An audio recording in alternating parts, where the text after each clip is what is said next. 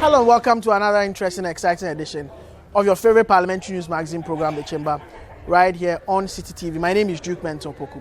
Well, Parliament went on recess this week, so this is our final edition for the first meeting of the second session of the 8th Parliament. We'll be back after the break. Stay with us. Welcome back from the break. So it was a very interesting session. The House sat for just 2 sittings before they went on recess, leading up to the Easter break. The Speaker made a very interesting ruling, interesting referral to the Reflays Committee, and so many other things happened as well on the floor of Parliament this week. We've curated that for you and more in the recap segment.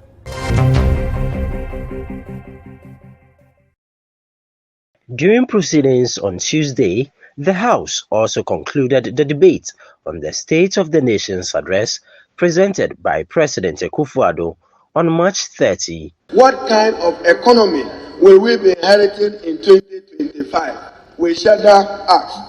Mr. Speaker, the cost of living and cost of doing business is prohibitively high in Ghana. Businesses cannot cope.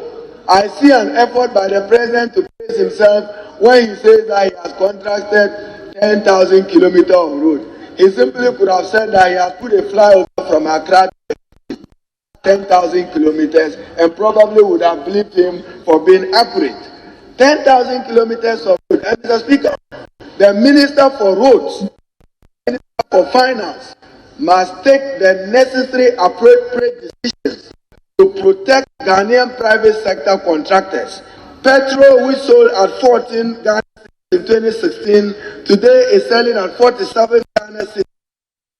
Diesel, which sold at 14.50 Ghana cedis, today is selling at 51 Ghana cedis. A bag of rice, which sold for 100 cedis, today is selling at 300 Ghana cedis. Bag of sugar, 16. Not to talk about cooking oil. And Mr. Speaker, my point is that because of the increasing cost of goods and services, contractors who won contracts 2017, 2018, 2019, the cost overrun, they simply cannot bear it. GDP growth rate average 3.9%. Only 3.9%. There was no COVID. There was no force majeure. The Ghana's economy grew 1% in 2017 from the shambolic 3.4% growth in 2016. In the ECOWAS regional economy grew at 2.8%. Ghana grew at 8.1%. That was phenomenal. In 2018, the ECOWAS average was 3.4%. Ghana's economy grew at 6.3%. House has outperformed the previous year's growth rate by 100%. But this is what happened when Akufo-Addo, the old man, took over from the supposedly more energetic young man, Dramani Mahama. Mr. Speaker, in 2017, Akufo-Addo's GDP figures outperformed JDM's in 2017 by 138%. Yes, that's the truth. Mr. Speaker, in 2019, under Akufo-Addo, the economy grew by 7%. That means that in the first 2 years of Akufo-Addo's administration, before COVID struck, GDP had averaged 7.1%. Mr. Speaker, this compares with the last 3 years of John Dramani's administration, where there was no COVID, indeed no force majeure, and GDP growth rate averaged 2.8%. A former member of Parliament, Ras Mubarak, petitioned the Speaker of Parliament demanding the referral of 4 MPs to the Privileges Committee for breaking the rules of the House on absenteeism. In a formal communication to the House on Tuesday, the Speaker, Alban Bagbin, referred 3 of the MPs, Sarah Dwasafo, Henry Quartey, and Kennedy Ejapong, to the Privileges Committee for absenting themselves for more than 15 sittings of Parliament. The evidence provided me by the Table Office indicates that 3 honourable members have so far absented themselves in this meeting for more than 15 sitting days without permission, as recorded in the votes and proceedings. And I'll proceed to mention the names of the three members. The first is Honorable Sarah Adjoa Safo. The second is Honorable Henry Korti. And the third is Honorable Kennedy Ohene Agyapong. Consequently, as is my understanding of the provisions of Article 97(1)(c) and Order 16(1) of the Standing Orders of Parliament, and the decision of the Court of Appeal in the case of Professor Stephen Kweku Asare and the Attorney General and 3 others, I hereby refer the said honorable members to the Committee of Privileges for consideration and report to the House.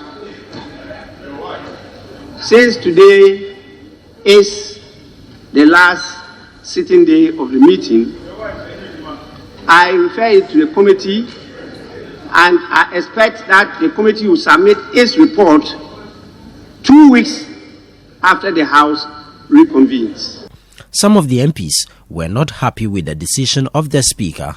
The Minority Chief Whip, Mubarak Muntaka, threatened to file a substantive motion to challenge the Speaker's directive.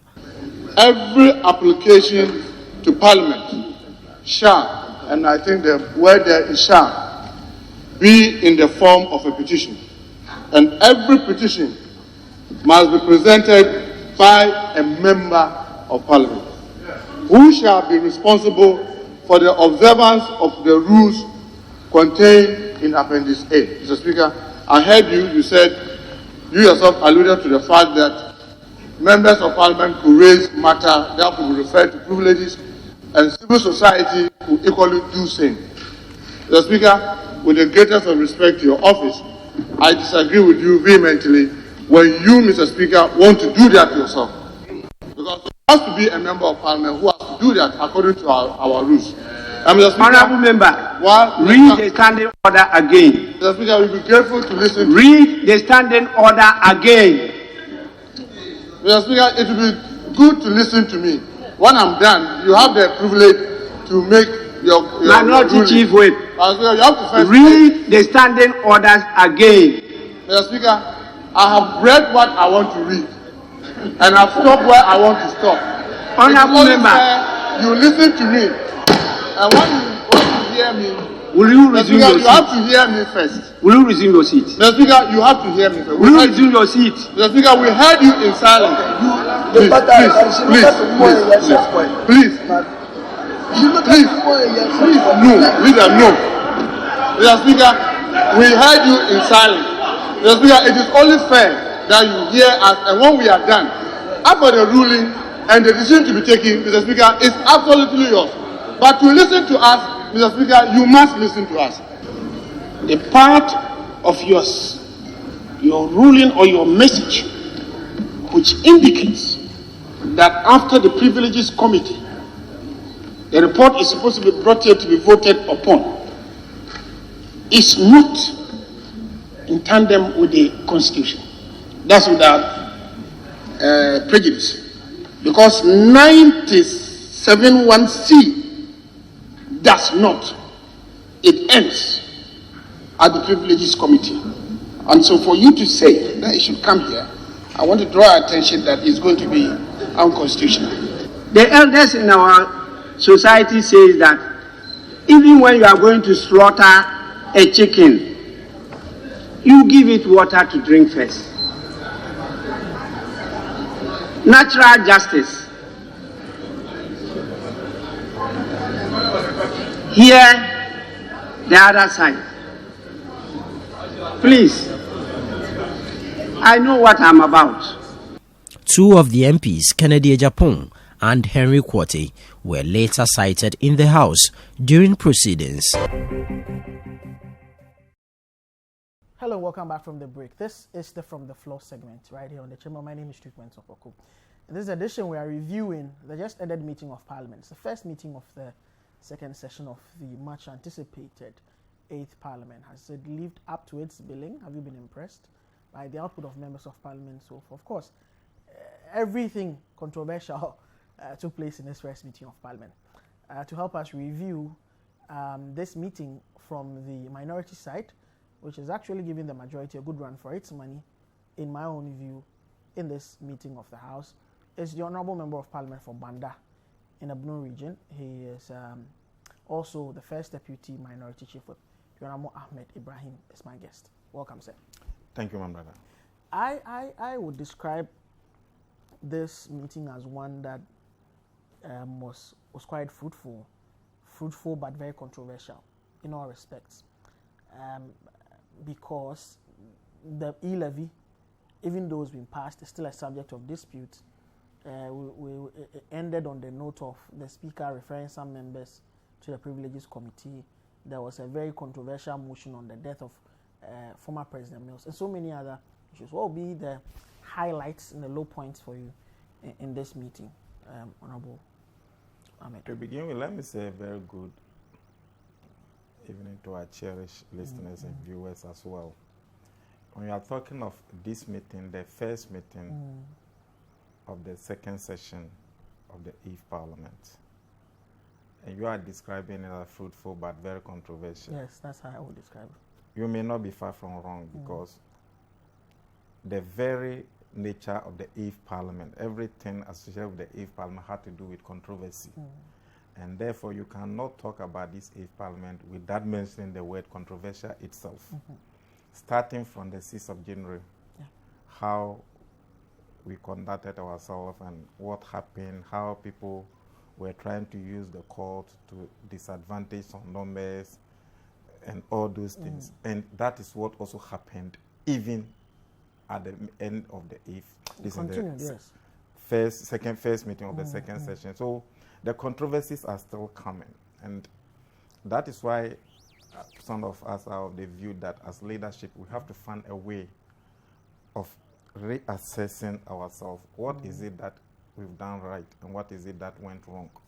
Then we righten the wrongs to make sure that we are able to put the Parliament in its right perspectives.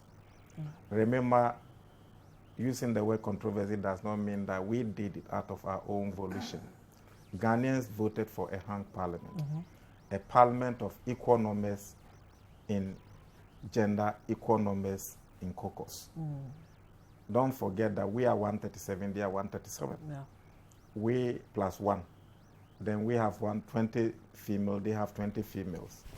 Then we have 117 males, they are 117 males. So it tells you that nothing happened by accident. Ghanaians wanted it in such a way that they will be able to have value for money. They sent you a clear message, clear signal. Exactly. That they want you to work together. But it looks like so far it's been difficult for you to work together. It has not been difficult, just that, you know, when you practice something for a long time, it becomes your habit. The two leaders of the side, the two key most persons, the leader of the whole house and the speaker of the arm of government had been minority leaders for so long years. And majority leaders at the same time. So it takes some time for them to come out from that perception that, oh, I'm minority leader. Even when you check itself, the majority leader, when he's speaking, sometimes he speaks as if he's the majority leader, forgetting he's the leader of the house. But once you are majority leader, you are the leader of the minority and the majority. Leader of the house. Leader of the house. Leader of government. So it is leader of government. So it is your duty to bring the two sides together. As the speaker of the arm of government, it's your duty to be aided by the two caucus leaders to be able to discuss certain things before bringing them outside, which you know very well that are going to divide the house. So the controversies, the hung Parliament has just begun.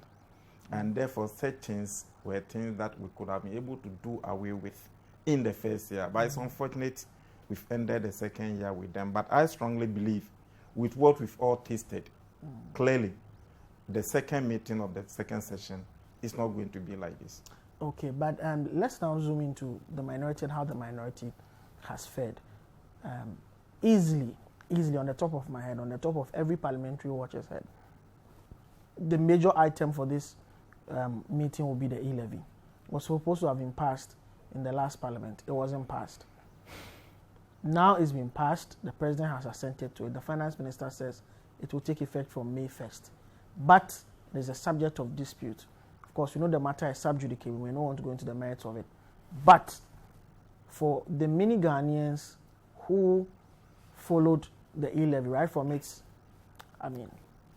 laying in first reading in Parliament to the night where it generated into a fight, got Judge Abdullahi, of course, which is to take the matter to the Supreme Court. There was a judgment which came in the course of this meeting and all of that. For many of them, the minority-filled Ghanaians, they capitulated when it was very important for them to stay their grounds and fight to the end, when they walked out. Is that charge not fair against the minority? It will be very unfair to charge the minority as letting Ghanaians down. How so? You call us minority, meaning we are minority. But this is not a normal minority. This is a minority that has equal numbers with the majority, as you just stated. Equal numbers plus one. Yes. Equal numbers plus one, but we've been able to hold the majority for 5 good months on a particular subject. So holding government, if a minority party is able to hold a majority party 5 good months on a specific item, which government claims is the integral part of his policies, you can't say we've let Ghanaians down. And if you come to the subject matter of the e-levy itself, in the first place, we make government to be aware that it was not supposed to go on a certificate of agency. Something that government said it should go through certificate of agency right from the committee level. We held government to it to make sure that it didn't pass. We ended up fighting in Parliament, which Ghanaians and the whole worldwide condemned. So if that was your tactics in making sure that it didn't go through, that tactics is out. You cannot be in the Parliament and fight again. Because once beaten, twice shy. Ghanaians condemn that behavior of fighting over the e-levy. Put that one aside. Then the second issue is government, by our standing orders, was able to ambush the minority. And not just ambushing us. Government used the judiciary to make sure that our numbers, even though we're the minority, our numbers were down by 1. That's a serious allegation to make. Linda. It was not a the government, the executive used the judiciary. You know the importance of the separation of powers. To suggest that the executive cajoled and is manipulating the judiciary. That's a serious allegation to make. I didn't use the word cajole, but what I said, government used the judiciary to make sure that one of our members was to be in 2 courts at the same time on that day. It could be work of the judiciary. The government used them. That's a serious allegation to make. And for a member of Parliament who is supposed to be in Parliament to vote on e-levy, for that member, for the court to see there are criminal charges against you, so you have to come to the Supreme Court. There is an election petition against you, you have to go to the Court of Appeal. To the Court of Appeal. On that same day. So even it tells you that you cannot go to the Court of Appeal, you have to go to the Supreme Court for the criminal charges. And for criminal charges, you have to be there personally yourself. Yeah. So if government knows very well that on this day, if it's to go to appeal court, it means he can let his lawyer. But the executive does not determine how the judiciary. But for the appeal court, for the election petition, you can let your lawyers go on your behalf. For the criminal charges, you have to be there personally. And you remember on Friday, for the past 2 months, we were forcing government, when are you bringing the e-levy? Even on Friday, we asked government said he was not bringing the e-levy on the said day. So the e-levy was not on the agenda. So government, knowing very well that, Asin North MP is to go to the Supreme Court for criminal charges, and therefore personally he will be there, so he will not be in Parliament. And even if he's to go to the appeal court for election petition. So if the minority are 137, technically they are 136. But they also are 136 because Adwoa Safo is not around. Adwoa Safo was not there, but government made sure that they brought the Minister for Chieftaincy's family to come and check through the exit route and the entry route where he will be brought through. So they brought the Asin Hunter, the chieftaincy minister? Yes, according to them, they brought him through an ambulance. And they brought the families here a day before to come and check. And that day, they didn't tell us that they were bringing the e-levy. So it was just by accident that we happened to be here. Then we saw them having a caucus meeting.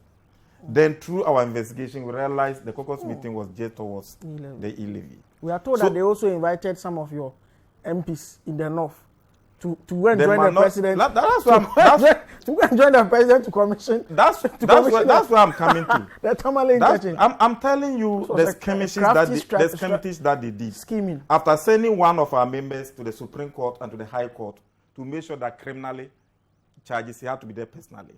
They invited the minority leader, the member for Tamale North and Tamale and Sanarigu, ABF Seni, Haruna Idrisu, and Suhini to go to Mutala to go to Tamale for the commission of the Tamale overpass. Meanwhile, the road minister. Then they made sure that Honorable Bernard Ahinyafo and Honorable Anyimadu were to go to France. So that day was a very unfortunate day for us. Then 12 o'clock on Monday, I happened to be here. I saw them having a caucus meeting, so I had to call my boss. This is what I've seen. What do we do? He said, okay, if that is the case, then let's also call a leadership meeting. So the 5 of us had to meet on that day.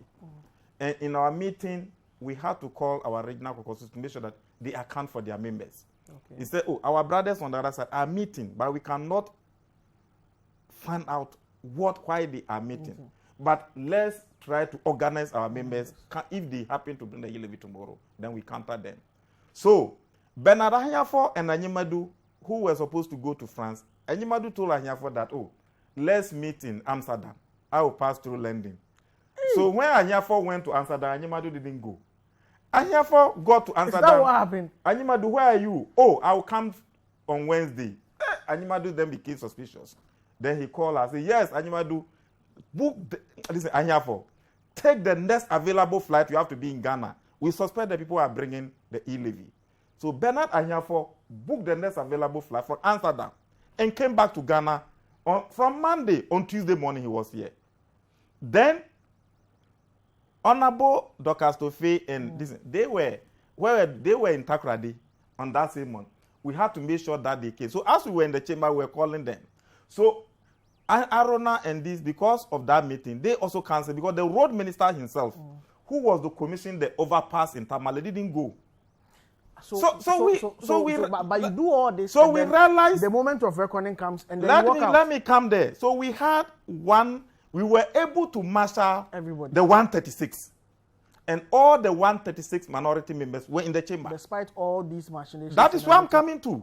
136 were in the chamber. Then we sent a lawyer to Cape Coast to make sure that he filed the stay of execution. Then we brought the Asin North after the criminal, we were able, but the Supreme Court is here. So after that, we were able to bring him to the office. Now it was left how to enter the chamber. We sent a lawyer to Cape Coast to make sure that he filed the stay of execution. After filing the stay of the execution, then we can let him come to the chamber. That was our strategy. They also suspected that.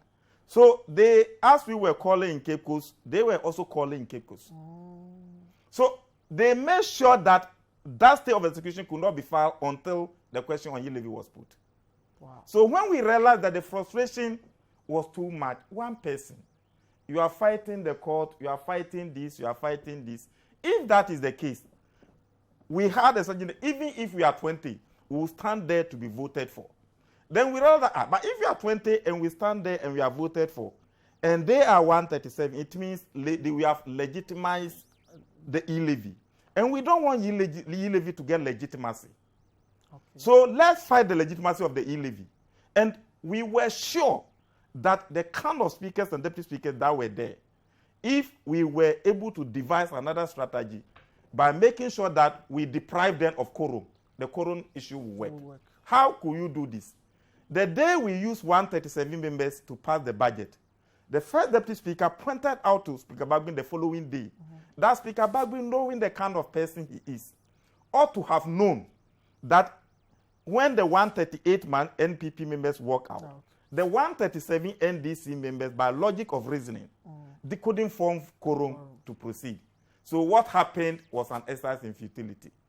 Even though nobody raised the speaker's mind to it, but the speaker ought to have known. That was Joe Wise's words. So it's the same logic. And Joe Wise was sitting in there. So we knew that today, these people are 137. So we can use that opportunity. So if we also work out, even if Speaker Bagbin forget that they are wanted, because Adjoa Safo is not here. The chieftaincy minister is here. And he's in ambulance. If we are to vote, they will bring in. They will be 137, will be 136. They will have won. So we have legitimately passed the e-levy for them. So to deprive them of the numbers. So let's deprive them of the numbers. And that's the matter you've taken to court. Let me come. Let's deprive them of the numbers game. If that's the case, let's work out. If you work out, Adjoa Safo cannot come from America to this place. They will be 137.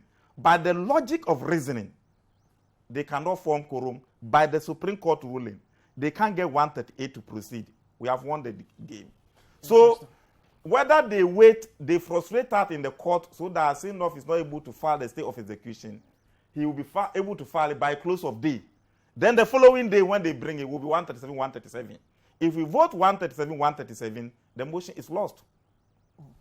So we determine either the motion is lost or we vote and they lose. These were our two games.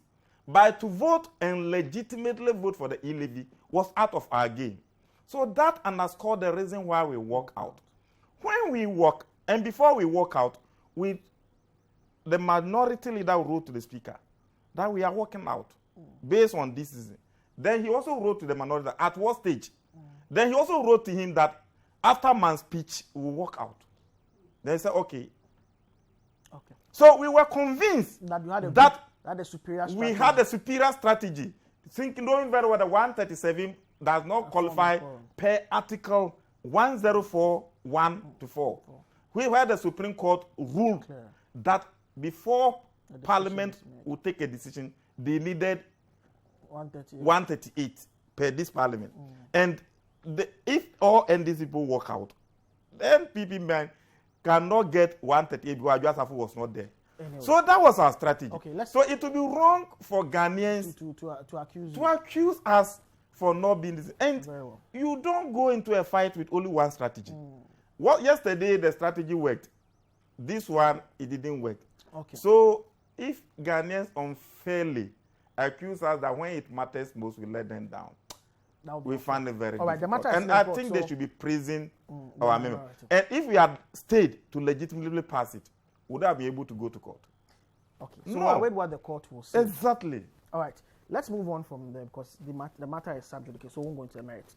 To the speaker's determination or his referral to the Privileges Committee on the day Parliament went on recess, referring 3 members of the majority to the Privileges Committee.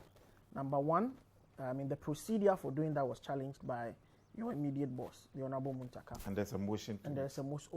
So they were able to file the motion. We filed the motion to revoke the day before. We filed it the day. Some say, why doesn't concern you? There's no minority member. No. Why is the Parliament is why is the minority up in arms against your own speaker? Parliament is Parliament. Yes. And it is our duty. I came to Parliament at the age of 34. Now I'm 47. So I spent about 13, 14 years of my life here. It would be wrong for me to sit down, seeing my brother being treated unfairly, for me to say, because he's not on my caucus, I will allow it to go. That is not how we operate in Parliament.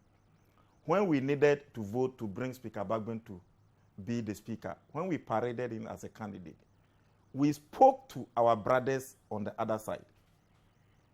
So when we spoke to them, all the 138 MPP MPs, we spoke to them.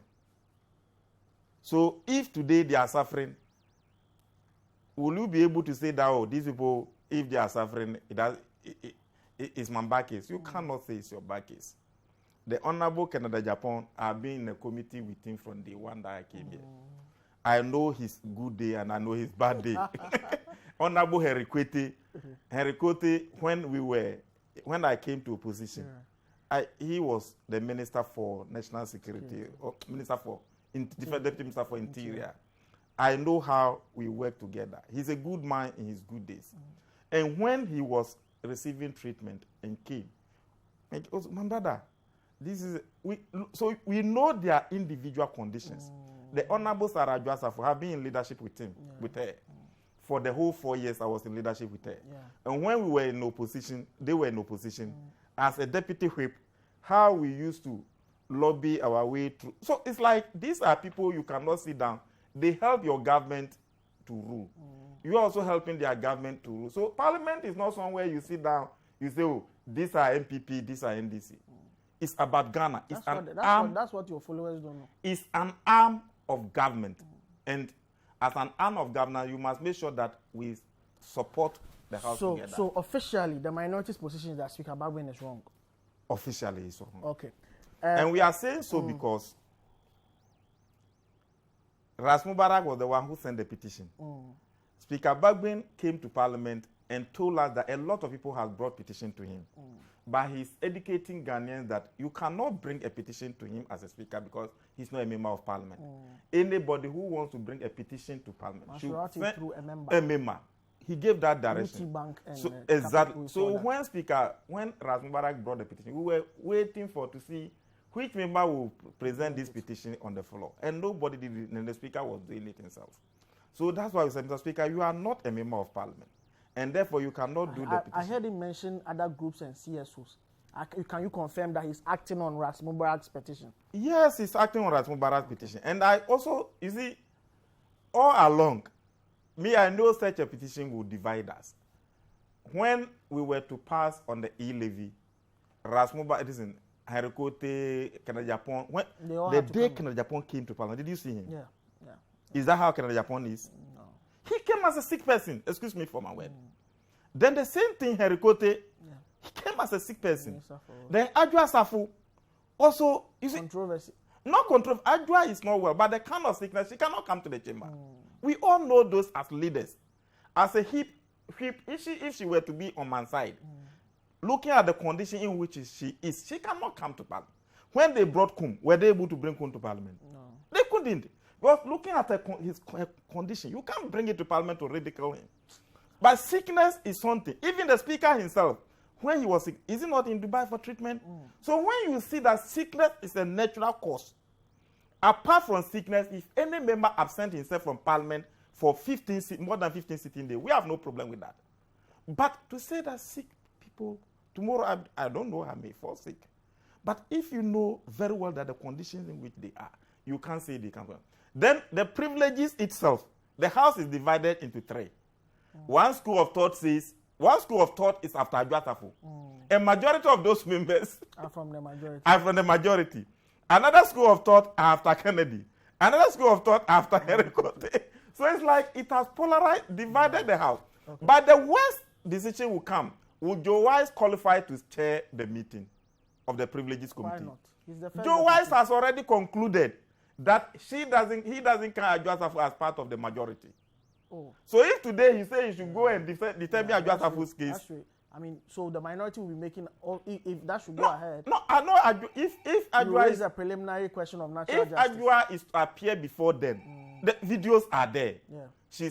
Joe Wise said it. He granted an interview and said he does not classify Adwoa Safo as one of them. The majority chief whip has also come out. They've all attacked. So if, can you imagine a judge has already decided on a case? Exactly. So me sitting here, if you say Joe Wise is going to preside over this case, I know it's just a matter of going to say that as for Kennedy and Herikote, they were sick. As for Adwoa Safo, and that is why the majority were pushing the constitutional provision by saying that the matter should be decided at the committee level. The constitution said the matter should not come to Parliament. Meanwhile, it is not true. Okay. By Parliament operates the committee system of Parliament. And every recommendation of a committee must come to Parliament in the form of a report. And that is Order 161. So our standing orders is clear. So assuming they go to Privileges Committee and say that they've declared their seat vacant, how would the Speaker know? All right. How would the House know? Okay. You have to come and inform the House that these are recommendations. They were not able to convince her based on that, this. But you don't go to committee and say that, by this, we sack them. Okay. Thank you. We're back after the break with a conversation with a leader from the majority. You're welcome back. This is the From the Floor segment. I have with me the Majority Chief Whip, the Honorable Frank Anno-Dompreh. We're reviewing the second meeting as well from the perspective of the majority, just as we've done earlier in this edition with the leadership of the minority. Welcome, sir.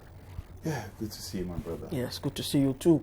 Let's go straight for the jugular. How would you describe the past meeting, the second meeting? Some say it's one that was fraught with some controversy, although, I mean, it was quite fruitful. Government had almost all of its major plans and policies passed. I mean, to the extent that we got our policies and major agreement passed, inclusive of the e-levy, I'm happy about it. If you look back, I think at a point we were all jittery. The threats, intents that was issued by our colleagues, at a point we felt that it would be difficult to get these things passed, but eventually we got them passed. So it's been good, even though difficult. We think that is something. There are lessons we will learn going forward, but I think all in all, it's been a success. Great, but there are those who accuse the majority leadership, and you personally accuse you of failing to galvanize the members of parliament to do government business when it matters. I mean, there are accusations, there are allegations that you don't have the cooperation of some ministers, some deputy ministers, and essentially the difficulty in passing, for instance, the e-levy struck from November up until March when it was passed, is still being disputed, is because the majority leadership, particularly you as the whip, has been ineffective in galvanizing the numbers for when it matters. Strange. This is strange and it's news to me, but people should know that if you personalize this leadership, you are just being unfair, and it's quite unfortunate. There are 5 of us, okay, and if you say that I have to do everything, I find that very strange. The whip, you know what the whip is supposed to do? If they say whip, discipline. Yes, falling in line. You see, I can also tell you that the bar stops are the majority leader. That's true. He is our leader. I report to him. So those who point fingers at me, well, maybe they don't know, but it's news to me. But if that is even the case, I mean, granted that is the case, I think that it will be most unfair for anybody to draw that conclusion. We've never had a parliament like this. We didn't have the opportunity to get hindsight benefit. And so more often than not, we needed to get innovative to deal with the issues that come up. So to the extent that all the major policies have been passed, and you say that we have not been effective, I find it's quite enough. We've seen the drama, we've seen the difficulty, the sheer difficulty. That is a reflection. Government at a point in time wasn't even sure when it was going to present the e-levy. That is all part of our strategy. Really? Yes, it's part of the strategy because if you don't have the full complement of your number or your numbers, then you have to resort to all manner of approaches that eventually will inure to your benefit. So it was part of the strategy. For instance, especially where you have a member who have decided to be playing truant. Are you talking about the Honorable Adrasa? Well, I've not named anybody. If you have somebody who decided that, well, I'm not just going to cooperate. And we've never had any member of parliament behaving the way she did. Okay, so, and when she was in leadership, I don't think that is how the kind of behavior that was shown to her. It's most unfortunate. So I'm saying, I don't know about these accusations. This is news to me, but I want to put on record if it is the case. I mean, I love the NPP and the tradition so much that if it's the case that I am the hindrance, I'm ready to put down the position, and anybody who can do it more effectively, I'll cooperate. For instance, from the days that I was a backbencher to becoming a committee chair, if you have followed me, I've always been punctual. I'm always in my seat when it matters most. So if there is somebody who has a better strategy, why not? I will be more glad and willing, even now. But do you have the cooperation of the Yes, we have the very ministers and deputy ministers. I don't know some where of you're them getting not this. being. I don't know where you're getting this information. No, because from. we've heard that Deputy ministers. we've heard that some of the ministers and deputy ministers No, they think you see and the configuration of the kind front bench of the majority. You look at there's a mixture of youth and experience. If you are looking at the experience, you may mention the Honorable Chairman Sabonso. The Honorable your deputy leader is young, quite dynamic. Maybe he's in his third term now. Yourself, similar. Habib, Honorable Habib is a first term MP. Honorable Sarah Malasan. So it looks like there are others behind you who are far more experienced, who have a certain clout in the party, and so the word out there is that probably apart from the Honorable Chairman Sabonso, they have no regard for the rest of you, and that's making it difficult for you to keep the cohesion and the focus of the majority. That's the accusation. That's the word out there. It is entirely untrue. Okay. I'm not sure you are challenging the wisdom of the National Council of our party, which is the highest decision-making body of our party. The National Council, in its wisdom, decided on this crop of leadership. Okay.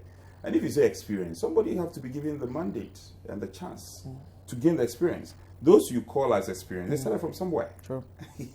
They started from somewhere. So we have to disabuse our minds of these experience and the likes. It's all about work being done at the end of the day. Yeah. So question yourself, all the major policies, have we passed them or not? That for me should be the yardstick. All these hula baloo here says is neither here nor there. And I don't listen to those things. I focus on the job. On the job. Okay. And once the job gets done, that's it. Let's look at the e-levy. It's been passed, but the minority is still contending. It's in court now. We can't get into merits, of course, because it's sub judice. But the minority is accusing you of all sort of things, unconventional things, inviting 4 of their members to the commissioning of the Tamale interchange when they should have been here to pass a vote. I mean, to the point of even accusing the government of using the judiciary to stall the Asin North MP from coming to Parliament, and I mean, one of your chairman dribbling one of his ranking members when they were supposed to be on a flight to Amsterdam, and all sorts of accusations that you were doing all of these things, plotting to take them out of the picture so that I can pass the e-levy. Okay, You so describe that as unparliamentary. Okay, so they also plotted. If I'm to subject myself to your description, they also plotted to water down or to scuttle what we wanted to do. By working out? No, I mean, I'm telling you that they also plotted. So, I mean, and they failed. So it's a strategy against strategy. They brought up their strategy and they met an equally important strategy or a better strategy. So they should just accept it in good stride. Me, these things about inviting them, since when did it become a crime to invite somebody to an event? When the roads minister was in Parliament. The road minister was in Yes, Parliament. to vote. And then, but Honorable Haruna, Suhini, Mutala, and ABA. We expected them to they know were on their way to we expected them to know better. They told us they were up to a strategy. We also were up to a strategy. They were hell-bent to scuttle our plans. And so we needed to also be guarded. So we were advised accordingly in the prosecution of our agenda. Those who say people travel and they have to dribble, I mean, it's hearsay. At the end of the day, I have to do everything that is permissible by law to get my policies and government project passed. As long as we have not offended the law, no problem. But it's good this time, they are not, some of their members are not attempting to attack the chair. But they've decided to go to the court. And that for me is an encouragement. Let's see what the court decides. Let's look at what the speaker did on the last day of sitting, referring 3 of your colleagues as whip for the majority, and as someone who I know is a stickler for punctuality, a stickler for career parliamentary work, and one who's never shirked his responsibility as an MP, as far as I can remember reporting from this house. How did this come across to you? 3 members to refer to a privileged committee on a card of absenteeism. Yes, I was surprised about the 2, but I won't speak to that until because it's referred to the privileges committee. Let's see what comes about. It's a matter that the minority, that ordinarily you would think that they would not, I mean, because none of their members are involved, they would not be interested in whatever is going on. But they are the ones who've actually filed an official motion to challenge the speaker's decision. Well, Strange to you? It's not strange. This matters. I was only surprised about the two. Okay. I wasn't surprised about Joseph. It wasn't a surprise to me. Can you quote? But you see, if you look at our standing orders, I've been looking at it in proper context, so that's vis-a-vis the Constitution. Yeah. Order 5. It's clear that in cases of doubt, is the Speaker interpretation of the law is in the bosom of the Speaker. Yeah. Now, the issue really is about the Speaker doing the referral suo motu. Based on an outsider's petition and not from an MP's petition. Yes. So that is really the issue. But and because we don't have it appears as a novelty. We don't have a case like that before, where MP has fallen foul and has been brought before the Privileges Committee and had to be dealt with. So let's see how it goes. But in a similar case, the Speaker, in the matter of the UT Bank and what's the other bank? Unibank and UT Bank. The petitions were filed through Honorable Mahama Ayariga. So even though these are private citizens who wanted the attention of Parliament to that, they did it through. Ras Mubarak, former MP, decides to do that. The Speaker decides to act on that. Yeah, but you see, the standing orders is interesting. And I, from where I sit and from my limited understanding of what is happening, I don't see anything wrong with what the Speaker did. Okay. But there is also the other side, people who make the argument that, well, it becomes, a norm, a very dangerous norm, which will be plaguing us for a very long time to come. And therefore, it's important that we do things in our conventional way. That argument is also convincing. That, for instance, one day a Speaker gets up and because he may have personal vendetta against somebody, just says, I've received a fictitious petition, so go face the Privileges Committee. Yeah, but the Privileges Committee, you are offered the opportunity to prove your case. Okay. But here's the case: even the report of the Privileges Committee is also a subject of legal dispute. Your leader believes that when that report is ready, it shouldn't even be debated. It should be accepted as it is, lock, stock, barrel. And if they recommend that the seat should be vacated, that should be the case. See, that is the interesting twist that. As we put our democracy and our legal literature to a test, these things all will come up. A country like Kenya, I'm told they've tested all their provisions in their law. These are interesting. We have very interesting times ahead of us, and I'm just hoping that we'll have the confidence and the ability to be able to make the decision, that would define a path for future. And also for the growth of our parliament. It's very interesting. I read that part of the Constitution, and it appears to me that indeed that mandate, the Privileges Committee is close with the mandate to take that decision there at the committee. So let's see how it goes. But people make the argument that all referrals come back to plenary because the committee serves as an extension of parliament. But I recall the e-levy when it came under certificate of urgency. The decision had to be taken at the Finance Committee. I'm a member of the committee. We voted on it and we took that decision. So they are interesting times, very interesting times, and let's see. It will define our democracy, our parliamentary democracy, and I'm sure that we'll be able to find a path out. But I respect the Speaker. The leader has a very good experience, and I'm confident that we'll be able to find a way out of this seeming quagmire. The chairman of that committee is the first deputy speaker, Joseph also. The minority have served notice that they believe that he is not fit to preside over the proceedings. Based on natural justice, so that he's made prejudicial comments about one of them, the Honorable Adjo Asafo, as a person who is sabotaging the majority. You have earlier, made certain comments that suggest that as well. And so that may be the line of thinking of the majority. And because of that, he is not fit to be adjudicating on this matter. In this case, is the overarching substance as evidence for the committee. That should be the narrative. This will all boil down to evidence. Our standing orders gives him the mandates to pray to sits on that committee. And natural justice is fundamental to our constitution. If it is breached, remedies I don't think he has offended any part of our standard orders in the constitution. He is fit to sit on the committee for many cases that have come up. He's done his job well. Let's not prejudge the work that is supposed to be. It is yet to start. Let's hear what they will do. let's see afterwards. Then we can draw our conclusions. This is a test for Parliament. Some say that when we've seen how the Privileges Committee has worked when it concerns people who are not MPs. We've seen citizens approach the bar of Parliament.